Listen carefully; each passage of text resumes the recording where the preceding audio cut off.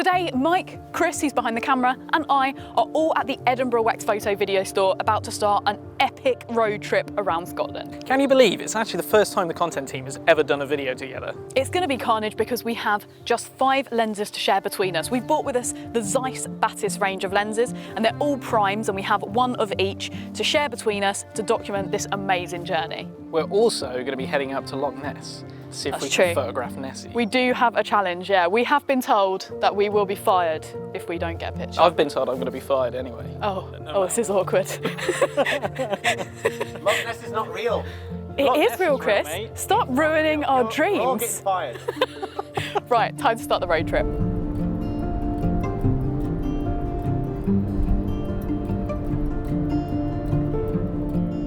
And we are in Aviemore. We found this fantastic little place just outside of the town centre. It's this beautiful bit of forest, and there's also this fantastic pond. I wouldn't really call it a loch here. It's quite small to be a loch. No, I haven't seen any monsters. It's definitely not a loch.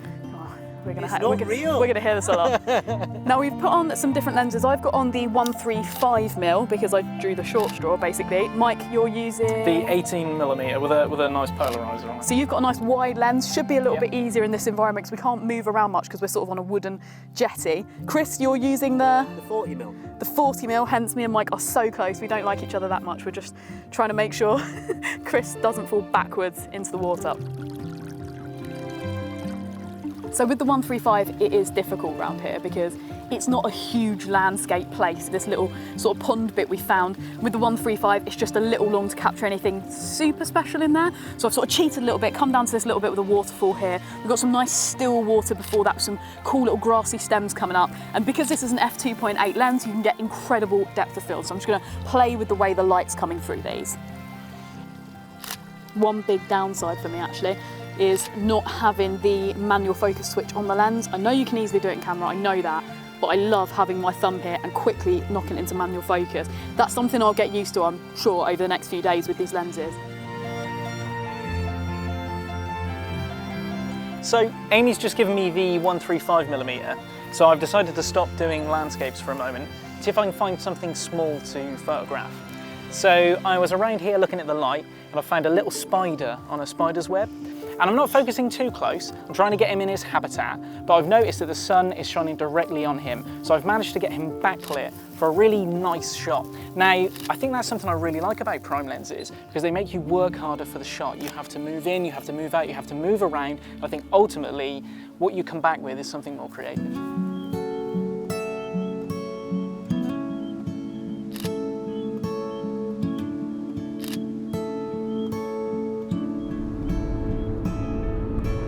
We've headed to Loch Morlich for sunset, which is just up into the Cairngorms mountains a little bit from Aviemore. It's got a stunning beach here. It's a little bit windy, so we're not getting sort of super nice reflections off the lake behind us. But we're going to make our way round, drive to the other end, aren't we? Because the way the light is coming down, hopefully, if we go to the other end, we might get a little bit of light on those mountains. Well, I actually thought the sun was going to set over here somewhere, didn't we? Yeah. But it's been a couple of months since you've been here, and now it's ended up over there. Yeah, we should have taken that into consideration, We'll do really. the best we can. The sun moves. The 135. It's a less versatile lens than, say, a 25mm, but because of the depth of focus in this, and it produces very nice, very pretty, very beautiful images with that sort of ZEISS colour and look. You can use it for a lot of other things. However, primarily portraiture, it just does so well at. So I've stolen Mike as a model, and he's looking all majestic against the mountains, and I'm going to take some shots of him. Oh, he flicked his hair. Flick that hair. Flick it. It's a super cute sheepdog. He keeps running in and out of the water. So without seeming stalky, because his owner's in it, but I'm just trying to get some pictures of all the water droplets coming off him. He's nice and backlit there.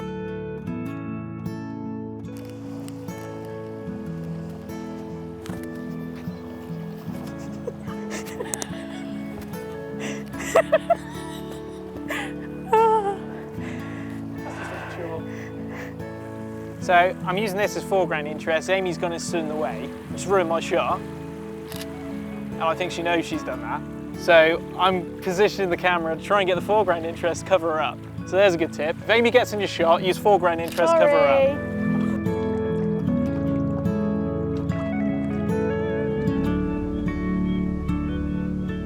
we were really losing the light down at the lake, or the loch, sorry.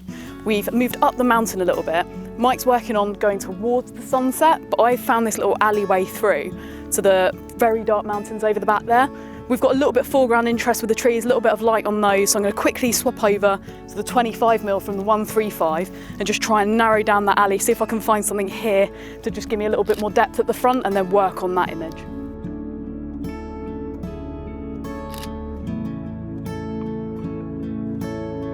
One of the biggest problems with swapping lenses all the time, especially on mirrorless cameras, is dirty sensors. Luckily, they do have a sensor cleaning technique. There's a couple of bits that aren't coming off on mine, so I might have to do a manual clean later, but it is slightly annoying. Got some blue light coming in now, just over the mountains in the background.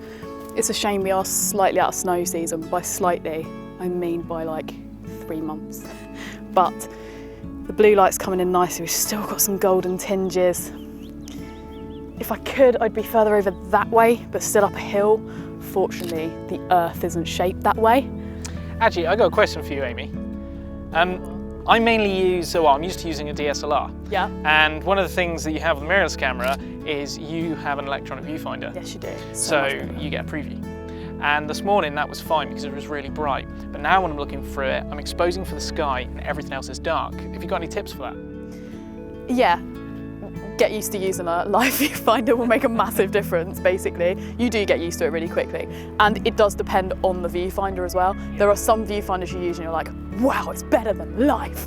And then others you're like, ugh, I can see 3 pixels only. So it does make a difference, the type of viewfinder. Do you kind of start overexposing so you can see the image, frame it, and then work out your metering? Yeah, I guess you can. Yeah, you could do that if you wanted it just for framing. Then yeah, I can understand that again, especially in this high contrast light. That'd probably be a good idea. Can you see how quickly that light's moving? You probably just caught that on camera, Chris. You can feel it get darker. It's incredibly quick here. Oh God, there's a hole down here.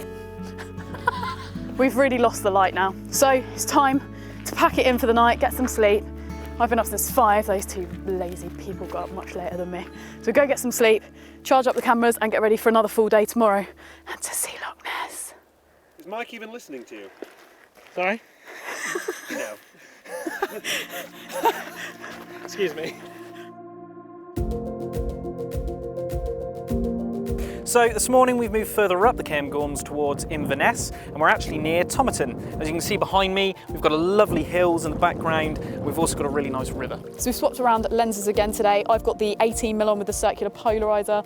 You're using the 25mm, right? Yep, I'm using the 25 and I've also got the Lee 100 filter holder. So I'm going to be giving that a test drive. We're going to probably need those as well because the light isn't ideal today. It's not the prettiest, very overcast. You're on the 40mm, right, Chris? Yeah, I'm still on the 40. You're on the 40. Okay, so we're going to try and get some images here, a little bit of video here, and then we're going to head over towards Loch Ness.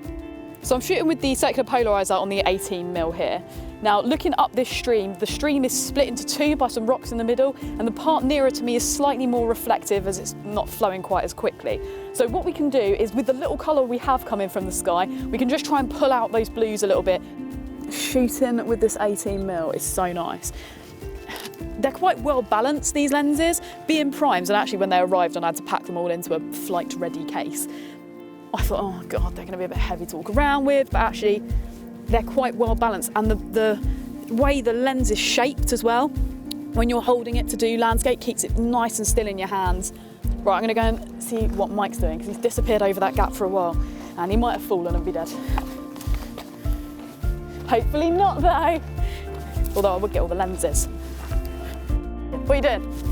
I am trying to take a shot here because there's a nice reflection in the water. Because we don't have great light, I'm trying to find another feature, a nice foreground feature that can kind of make this frame look interesting. And I'm using the Lee 100 filter holder. And it's really easy to use. I really like using it. It is easy to use, isn't it?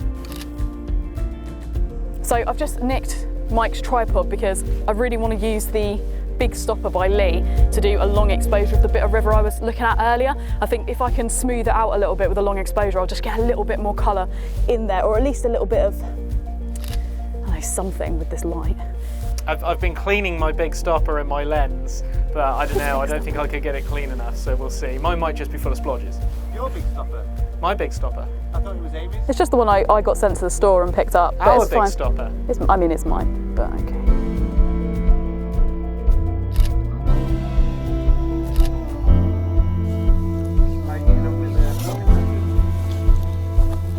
There's not been an argument yet. There's not been an argument yet. It is slightly frustrating, but I think we're trying to explore loads of different places. If you were doing something where you were like, right, I'm going to go shoot a wedding, you'd take a lens with you and you'd work with that lens. I think the problem is we have access to 5 lenses, so we're constantly like, oh, it'd be better if I did this. Oh, better if I did this. If you have one lens, you just make it work anyway. Yeah, I mean, you're spoiled for choice. You are a bit, yeah. But I think it makes you work a little bit harder. So we're finishing up here as it looks like it's about to rain, and we're about to embark on what I reckon is the most exciting part of the trip. We're heading over to Loch Ness now. We're going to take a back road rather than going the main route up to Inverness and back down, and hopefully it will just give us even more of these sort of like spectacular views that we've been seeing. And maybe an image of the Loch Ness Monster. Oh my god. It's not real. Oh, I think that's the first time you've ever... Let's just wait for this wind to go. I don't give hugs freely.